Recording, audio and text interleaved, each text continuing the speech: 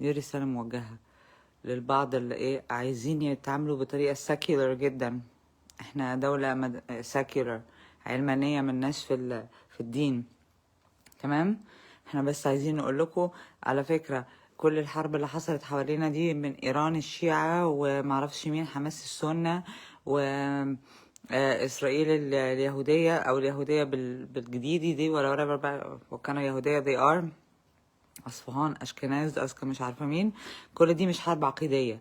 وبيبي لما يروح اليو ان ويبقى ماسك التلمود بتاعه ولا التوراه بتاعته ويقول لك ان نبوءه يشعيان والنبوه دي مش حرب عقيديه، وده عشان القدس مش حرب عقيديه، وده عشان خاطر الشيعة عندها الشيعة كريسنت او المشروع بتاع الشيعة كريسنت او الدول اللي فيها الشيعة تتمركز مع بعضها، دي مش حرب عقيديه.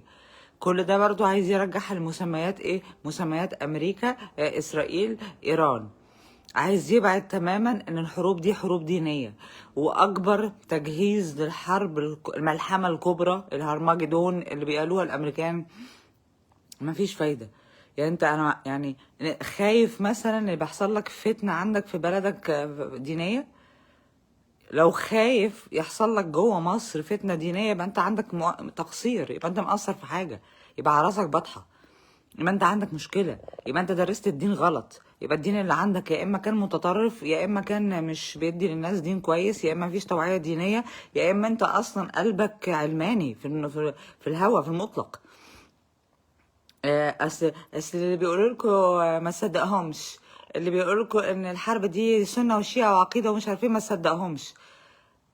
برو، امال الناس العيال الصغيره اللي على الشاب اللي عنده 23 سنه ده، الشاب اللي عنده 23 سنه وكرهوه في مله معينه وقالوا له لازم تحرر كذا ولازم تعمل كذا، اللي بيستخدموه ده شغلوا ايه في دماغه؟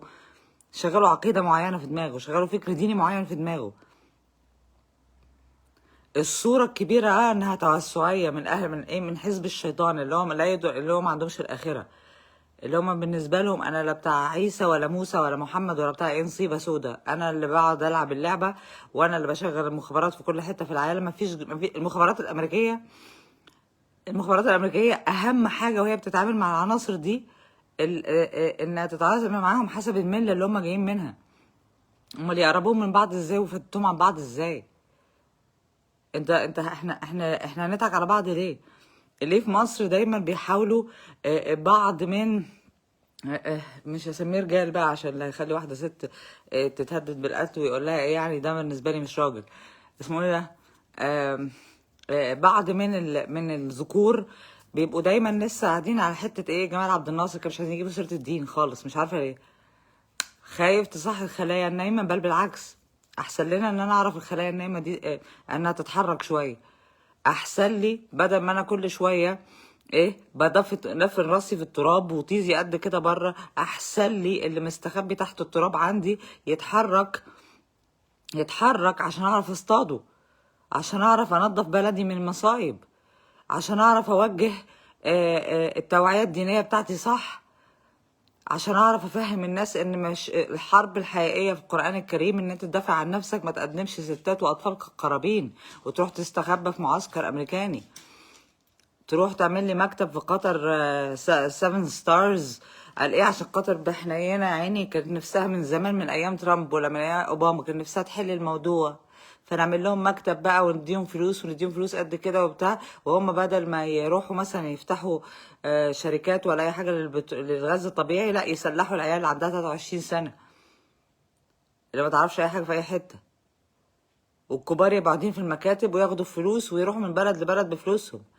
وكم واحد فيهم اللي ظهر على الملأ خلاص ده طيروه خلاص، لكن الأذرع لسه موجودة.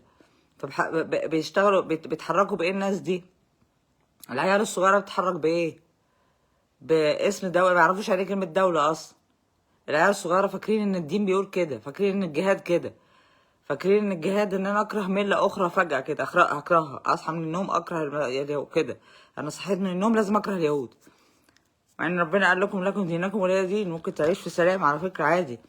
طب ما لقيتهم محتليني، طب والله عندك فلوس وعندك دول تانية رعاياك، اعمل جيش، قوي نفسك، اتعلم اعمل. هم اقوى منك واصحابهم اقوى منك، تقوم طالع انت عملت خدت ايه من العملية اللي عملتها؟ ولا حاجة. الناس اتمسحت وبقى في معسكر، ولسه المنشآت نفس الخريطة اللي قلتلكوا عملوها ما طلعوهاش. دلوقتي قال ايه؟ مصر جت ايه؟ يا قلبي طلعوه. والمصحف الشريف وعز جلالة الله وعز جلالة الله من سنة مطلعة الخريطة وبعتها. يمكن الحاجات دي تعتبر سرية، بس بعتها اللي هو اوكي هيحصل انفراستراكشر هنا جديدة. لسه مصر دلوقتي تقول لك من خلال اللجان بتاعتها تقول لك قلبي ده لسه عاملين معسكر. الله، ولا ما احنا كنا بنقول في ايه؟ انتوا مش عايزين تدخلوا الموضوع على اساس ان هو موضوع ديني، هتتركبوا انتوا كمان، هتتركبوا اقتصاديا بزيادة لو ما دخلتوش على اساس ان هو ديني. لان كل حاجة في الدنيا دين، كل حاجة في الدنيا فيها ربنا وليه قوانينه. انت بالنسبة لك انه انت حتى ما تحرقش قلبك على الاطفال والستات، ما تحرقش قلبك. انت حاسس ازاي انك راجل لما تشوف ستات واطفال هم اللي بيروحوا، واصوات ستات؟ انا بقعد اسمع كل ليلة السنة اللي فاتت، كل ليلة على التيك توك بسمع كل اللي بيحصل في غزة. اصوات اطفال، بلاي جراوند من الاطفال بيلعبوا، اطفال زي الحروب الصليبية 13. اطفال. رجالة ايه في الكوكب اللي تقبل على نفسها ان الستات واطفال يتقدموا كرابين؟ يا ريتهم ولاد وشباب، لا دول ستات واطفال. ده اسمه اسلام؟ اسمه اسلام ده ان انت تستخبى ورا واحده ست، او في بيت واحده ست، او تحت بنكر واحده ست، وواحده ست هي اللي تتضرب؟ ما انت عارف ان عدوك غشيم، انت عارف انه غشيم اقوى منك. ايه الزرار اللي ضغط عليك عشان تعمل العمليه دي اليوم ده؟ هو ده اللي هيحررها لك؟ ونقعد احنا بقى كلنا الشعوب العربيه كده كلها تبقى مسكري مش فاهمين دين. ربنا ما قالكش روح اتخانق على القدس على فكره، اتس relic. ولا قال لك المسيحيين ايام الحروب الصليبيه ربنا ما كانش بيقول للمسيحيين روحوا اتخانقوا على كوبايه سيدنا عيسى، ولا الصليب اللي صلب عليه سيدنا عيسى. ما اتصلبش سيدنا عيسى، شبه لهم بس بالنسبه لهم يعني. ولا الصليب اللي صلب فيه ولا الريلكس بتاعته. الريلكس بتاعته يعني الحاجات الملموسه، زي ما اليهود بيقعدوا يدوروا على ايه؟ على تابوت العهد اللي فيه حاجات سيدنا موسى وسيدنا هارون. ربنا ما قالناش نتخانق على الماده، ما قالناش نروح نحارب بعض عشان ماده، عشان حاجه مبنيه. الحرب في القرآن واضحة وصريحة.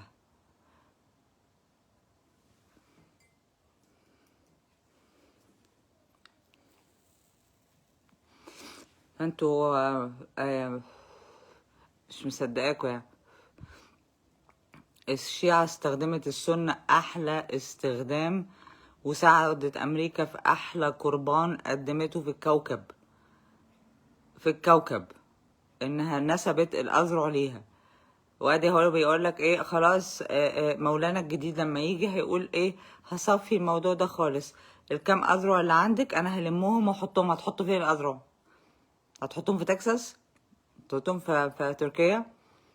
هتحطهم فين؟ هتحطهم في دبي؟ في اسمها ايه دي؟ في الاردن؟ ما الاردن في الاردن دورها جاي. المعركه الملحمه هتحصل في الاردن اكشلي. والدب يستقطب لك جيوش مسلمه ويخلي الشيشان يخلفوا كتير بعد اللي عملوا فيهم. وحتى التاني ده، وحتى التاني الصيني يبدأ برضو يقول لك يسبل المسلمين. يا نهار اسود ومنيل. انت ليه مش عايز تعزز دينك؟ ليه مش عايز تعزز ان الاسلام ده قوة، وتعلم الناس انه الحرب في الاسلام عاملة ازاي؟ الحرب الدفاعية في الاسلام عاملة ازاي؟ ليها ترتيب واعداد. يعني مش من الاسلام انك تحارب حد وانت مش مستعد له. انا مش مستعده دلوقتي. الواحد جاي دلوقتي يا دوب في عصابه مستنياني بره، انا اول ما اطلع هيغتصبوني. مش مستعده دلوقتي ان انا اطلع اعد بقى في نفسي، اطلب مساعده من هنا، اجيب كام واحد من البلكونه يدخلوا لي، اطلع كام سلاح، ابني السلاح اللي هو البيولوجي ده ولا الكيميائي ده اللي يغمق عينيهم. اعد نفسي قد ما اقدر عشان اخلص منهم واعدي. مش اطلع لهم كده فاتحه صدري انا جامده اهو 7 رجاله لوحدي. فمعرفش ليه بتنكروا ان هي حرب دينيه. انا اتس فاني ان ضباط الجيش والمخابرات الامريكيه لما بيطلعوا لو قابلتهم في الحقيقه هيقولوا لك كده، ولو طلعوا على الانترنت بيقولوها لك كده. بيقول لك احنا ما احلى ضحكه ان احنا خلينا الشيعة والمسلمين يصدقوا ان هم مع بعض عشان استخدموهم الشيعة عندها التقية بتكذب. تعالى يا حبيبي هند، تعالى نستخدمك، تعالى. مش انت العنصر السياسي بتاعهم؟ تعالى يا حبيبي، تعالى هنا عندي، تعالى هنا عندي فيهم تنصيبي وتصور من فوق من الكاميرا من بتاع الطيارة اللي فوق الصغيرة دي. ايوه تعالى من المسيرة، المسيرة بإذن ربها. ايوه انت حلو وجميل وفي الاوتيل روم شوية خونة من الشيعة التانيين، يلا خد عادي. ده في شيعة بتقول لا اله لا اله الا علي. فحرب دينية، حرب دينية طبعا absolutely. مين بقى اللي هيحركها؟ وكل واحد فاكر ان هو بيلعب على مصلحته. فشيم اون يو. لما تبقى مسلم وراجل وبتتكلم بقى في الحاجات دي على اساس ان انت بقى العبقريين واللي بيجيب الدين من ديله وبيحلل التحليلات اللي ما فيش حد في الكوكب بيحللها، وتاخد المصادر من اللي ما فيش حد بيوصل لها، وتقول انا مش عارفه بيقولوا لكم ليه ان هي دينيه. لا هي دينيه. يعني انت عايز اكتر من التاني مسك التلمود ولا التوراه في البيت الابيض في اليو ان؟ داخل لهم حد فيكم يستجرأ يخش بالقرآن في اليو ان؟ حد فيكم يستجرأ يخش بالقرآن في الكونجرس؟ والله هعملها لو انا فيها، هعملها. لو انا بشتغل عندهم ولا بشتغل معاهم ولا بشتغل في امريكا في حاجه من الحاجات السياسيه دي، همسك القرآن الكريم ده عملتها لما قبضوا عليا في المطار. مسكت القرآن وفتحته وقلت له ده اسمه جهاد. الجهاد ان انا اخد بالي من نفسي، اخد بالي من نفسي في صحتي، ولا اخد بالي من نفسي في فكري، ولا اخد بالي من نفسي في اي نصيبه. الجهاد اللي اترجم عندكم غلط في المخابرات بتاعتكم. انتوا اللي مضحوك عليكم ولا اللي مشغلكم مضحوك عليكم؟ عملتها البنت اللي ب 500 الف راجل وانا بين ايديهم على الحدود يعني معنى كده ان ما حد لو عملوا فيا حاجه ما حدش يعرف انا فين. واتقالت لي واتهددت بيها انت على الحدود ما حدش عارف انك فين. فخليك راجل، خليك راجل وتحط بطحه اللي على راسك نزلها. خدي بالك عشان ده مش هيزود، ده بالعكس بيزود في الارهاب بالزياده. عارف يزود الارهاب بالزياده ليه؟ لان دلوقتي الارهابيين او المتطرفين هيقول لك يعني ده دول الناس بقى اللي حاطين ضبابير، دول شكلين مش شايفين ان حرب دي لما هنتعنف عليهم بالزياده، ما هم دول السبب. لكن في 100 ضابط جيش الواحد اتعامل معاه وشاف فيهم اخلاق دينيه احسن من اي شيخ. 100 واحد الواحد اتعامل معاه، مش انت ضابط بس طلعت اخلاقك احسن من الشيوخ. انت كده بتعمل بالاسلام. اللي انت عملته مع المرأة ده بالاسلام، ولا اللي انت عملته مع واحدة تعبانة ده بالاسلام. ده اللي بيحترم المرأة او اللي بيسعى في الست التعبانة او الكلام ده كله. لكن انت لو الاسلام مش في قلبك او كده كده بتخوف المرأة، يبقى خلاص انت تمامك انك تشتغل انك تهبد لي هبدتك التحليلية اللي على مقاسهم دي. لكن دي حرب دينية ولسه ما ابتدتش. It's gonna get worse. And what's happening في أوروبا؟ what's happening في أوروبا؟ الاستفزاز المعلن المقصود الاستفزاز الديليبريت اللي بيحصل في أوروبا من سنتين كان في تقرير، معرفش حكيت عنكم ولا لأ، بس التقرير ده كان نزل يعني إن هي بدأت تتخوف من وجود كمية العرب المسلمين الكتير اللي عندها. حتى سموها عروبة مش أوروبا، بدأوا يسموها إن أوروبا بتتحول إلى عروبة، إن المسلمين بيهاجروا إلى أوروبا وبيتجوزوا من الأوروبيات وبيسلموا وبعدين بيتولد مسلمين أكتر. والله أعلى وأعلم مسلمين أوروبا شكلهم عامل إزاي، هل معتدلين، هل واعيين عندهم يعني إسلام وسطي عادي، إسلام الحقيقي، ولا هل هم متأخونين؟ معرفش، دول المجالية ما شفتهاش. لكن اوروبا كانت بتشتكي من حاجه زي كده بس ما كبرتش الموضوع ده عشان خاطر ما تبينش ازماتها. اوكي so she has a problem من كده. عندها حتى مشكله مع الناس اللي بيجي لها بطريقه غير شرعيه، لان عرفت ان الناس دي بتخش البلد بتغير التركيبه اللي في البلد نفسها. تركيبه اوروبا نفسها بدات تتغير.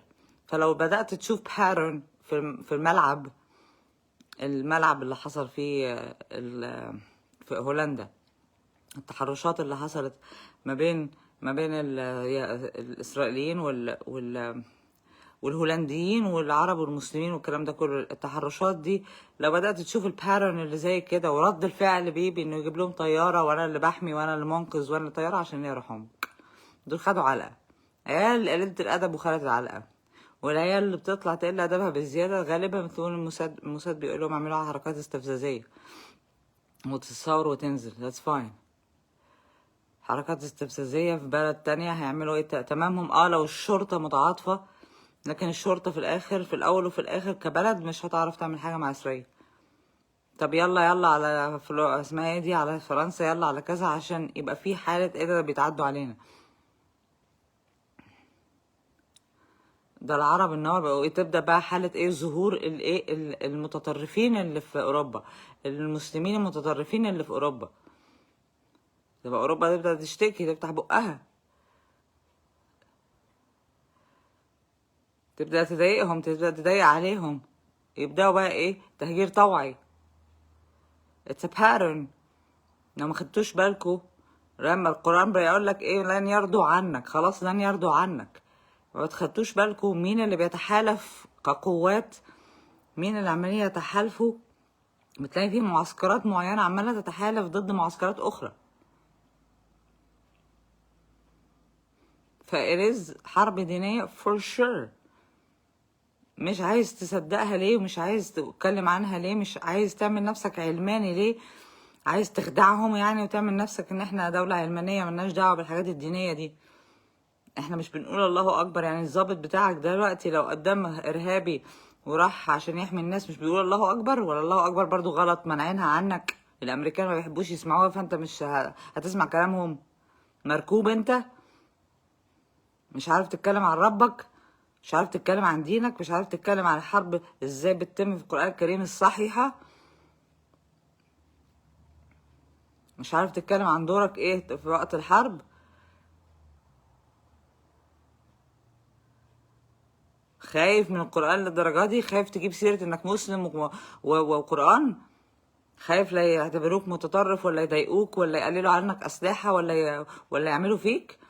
خايف من مين؟ خايف من ماما أمريكا ولا خايف من ماما روسيا ولا من ماما إسرائيل ولا من ماما مين بالظبط اللي خايف منها؟ انك ما تعززش دينك كده يا اخي. يعني ده انت مش شيم وني، ده انت شيم وشيم وشيم و500 ألف شيم على الرجالة اللي مش عارفة تنطق اسم ربنا دي. والله العظيم انتم ما تتحسبوش في قدام الرجالة، والله ما تتحسبوا رجالة. ما انتوا لو على الحدود وشايلين سلاح بجد كان زمانكم حسيتوا. ساعتها الواحد بيبقى بين الحياة والموت، بيبقى فاهم بقى خلاص. لكن طول ما انت قاعد لي كده وعايز ايه تبقى ايه، ماسكها من النص، ماسك لا يا حبيبي، هي حرب دينية absolutely.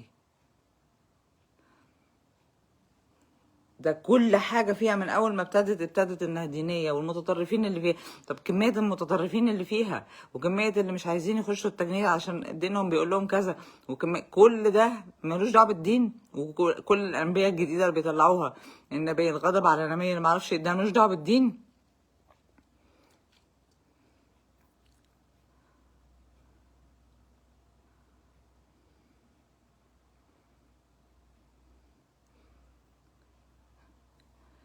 ما عارف، ده اللي بيخلي الشباب العادية او الرجالة العادية او حتى اللي معرفش ايه ادم، هي مش فاهمة انه في ناس بالعافية عايزة تكرهني في اليهود، اللي هو اكرهيهم اكرهيهم. مش يا جدعان، انا ما بكرهش، انا بيبقى عندي المجرم بعينه شكرا. عشان ربنا في القرآن الكريم قال لكم دينكم ولي دين، وربنا في القرآن الكريم قال لما العدو يعمل 1 2 3 تعملي انت قصاده 1 2 3. اتكلم هو الله تعالى سبحانه وتعالى عن انه لا ما بيحبش المسرفين، ما بيحبش الكذابين، ما بيحبش المنافقين، ما بيحبش كذا. لكن لو كرهت افكر ازاي اصلا؟ الكره بيخلي الواحد اعمى، مش عارف يبص ولا يفكر ولا يراقب ولا يتحلل ولا يعرف مين ده ولا ايه ده. فانا عايشين في جهل مستمر، احنا بنكرهكم كده وخلاص. لما تتعرفوا تعرف دماغهم ماشيه ازاي، تعرف إيه غيروا ايه في في التوراة ولا غيروا ايه في التلمود. اشمعنى ضباط المخابرات الامريكيه القران ده بيبقوا عارفينه وفاهمينه بيبقى فاهم دلوقتي انت مصري سني عادي، ده يعتبر العلم النوع العلماني مش ديفوتد، ما شفناهوش بيصلي، بيقعد على مكتبه طول اليوم بيعرض لحاجة حد معين، لا بيصلي ولا بيعمل ولا أي حاجة، ولا بنشوف حتى سلوكه في المعاملة مع الناس فيها معاملة إسلامية، طيب متواضع كويس مع المرأة، الحاجات دي كلها. ده خلاص كويس، اركن. مخبي دينك في قلبك يعني؟ في سيدنا محمد سيادتك لسه في بداية الدعوة ومخبي دينك في قلبك؟ 2 بليون مسلم وخايف تتكلم عن إسلامك؟ خايف تتكلم عن ربنا سبحانه وتعالى والإسلام والحروب اللي سيدنا محمد عليه الصلاة والسلام كان بيدخلها، والمعارك اللي كان بيدخلها وبيخطط لها ازاي، واستخباراته كانت بتطلع ازاي، تشوف العدو بيعمل ايه، والمعركة اللي خسرها عشان رجالته ما سمعوش كلامه، والمعارك التانية اللي كسبها بنزول أرقام من الملائكة اتقالت في القرآن الكريم. كانوا بتبقوا مثلا 20 واحد بننزل لكم 200 ملك يحارب معاكم. الكلام ده كله ما بيتقالش ليه في مصر؟ مصر المسلمة ما بيتقالش الكلام ده فيها ليه؟ مصر دي مش تبع القرآن؟ ولا انتوا تبع ايه في مصر؟ الجيش المصري ده مش مسلم؟ الدولة دي مش مسلمة؟ الرئيس ده مش مسلم؟ اللي عاملين نفسهم رجالة الرئيس دول اللي بيطلعوا على احنا تبعك يا ريس، حاضر ماشي، مش مسلمين حضراتكم؟ اساميكم محمد واحمد؟ بتفتحوا مصحف ولا ايه نظامكم؟ ولا بتتعلموا على الحروب منين؟ كفاية ان القوانين كانت كلها قوانين فرنسوية، استغفر الله العظيم يا رب. ده سيدنا داوود كان قاضي، طب على الاقل ارجع لحكم داوود، كان بيحكم بالعدل ازاي داوود المسلم؟ لكن فرنسا مهندس الكون حطت كام قانون، كفايه احنا هنعمل قانون فرنساوي في ايه؟ احنا عايزين نفضل طول عمرنا مستعمرين فكريا ونفسيا وذهنيا؟ احنا ازاي هتحرق؟ ربنا هينزل عليك بركه ازاي؟ المصيبه اللي جايه لك دلوقتي في المشهد اللي جاي في سينا ده هيتحل ازاي بدون دعم الهي، بدون دعم من ربنا سبحانه وتعالى؟ هيتحل ازاي طول ما احنا لساننا مقصوص، مش قادرين نذكره، مش قادرين نذكر الله؟ انا هموت وهتجنن ليه الرجاله ما بتتكلمش عن ربنا يا جدعان؟ هما في العسكريه المصريه لما بيدخلوكوا جيش بيمنعوا عنكم القران؟ I don't think so. ولا انت ما دخلتش جيش شكلك؟ مش فاهم، ولا الكاميرا بتسحر، ولا عايز تعمل نفسك دبلوماسي عن ابو الدبلوماسيه والسياسه اللي تخلي الواحد يستغنى عن دينه؟ انت بقولك انت 2 بليون وفي مسلمين امريكان، لو في مسلمين في اوروبا بالقوه دي، في مسلمين امريكان بقوه ما انت ما تعرفش زيها. دول لما يلاقوا مسلم حقيقي، ما انا مش هحط في ايدي غير في ايد واحد حقيقي مش منافق، هيجي يحطوا ايدهم في ايديك.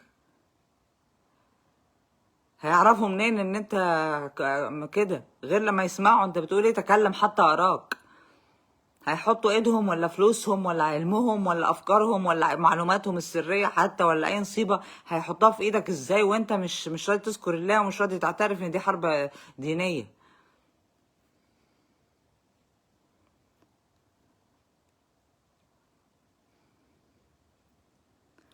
ده ما فيش رئيس امريكي غير حط بتاع اللي على راسه دي وراح جنب حائط المبكى.